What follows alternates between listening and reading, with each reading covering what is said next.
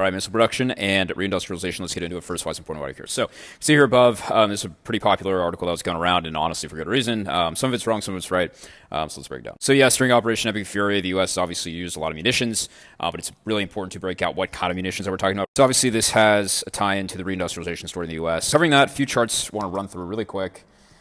Obviously, aggregate defense spending, great, but, look, we don't really care about the numbers. Like, you can be spending a shit ton of money and just be spending it inefficiently. For the effort of reindustrialization in the U.S., that's been happening, and look, this number in 2016, you could obviously, go back further in time. That number in this line graph would be even higher, but it's good to see a slight reversal in the trend. So, essentially, expanding the supply chain, new entrants, people doing and starting new companies in the space. The article, the headline said, missiles, but important to break this out. Obviously, we're talking about Operation Epic Fury.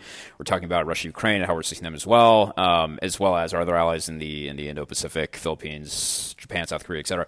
So it's not just missiles, although missiles are a big piece, TACMs, etc., but it's also talking about ammunition as well as bombs. Also important to note the expansion. So as we just talked about, new folks entering the defense and defense tech spaces, small companies, new startups, etc., ventures, things like that. That's what this is, non-traditional versus traditional vendor obligations. So essentially the legacy guys, Lockheed, Raytheon, etc., versus those new crop, those new vintage of these small companies entering the space. Now, to get into the exact article, now this is what they're talking about. So air and missile defense. Now it's talking, the article in that one, when it says running low in the U.S. running low, which is true, it's talking about service to service missiles. Now, these are broken out, so we can kind of back into some of these, and they give out different percentages. We can't break it out here, just keeping it a high level. But a lot of this is talking about THAADs, Patriots, some in the middle as well, and some that even aren't listed here, ATACMs, etc. Also, everybody likes to focus on cost, and we should definitely focus on cost. So this is taking a look at the kind of missiles that are both above 600K to make and under 600K to make, and you can see the low cost, including drones, etc., missile systems, weapon systems, platforms, etc. We're much more leaning towards that low cost, which is obviously good for the taxpayer and how you spend money efficiently. This new age of heightened geopolitical volatility,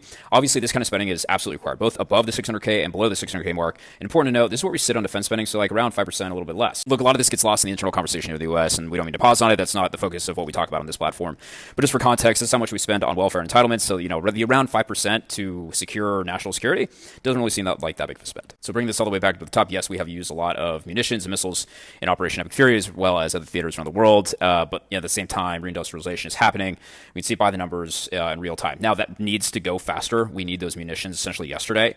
It does us no good if we use these assets now and we can't replenish them for another 5 years. That's 5 years for an actor like China, obviously primarily what we talk about here, to act and go ahead and think about things like Taiwan. There's a natural conversation to the tie-in on energy.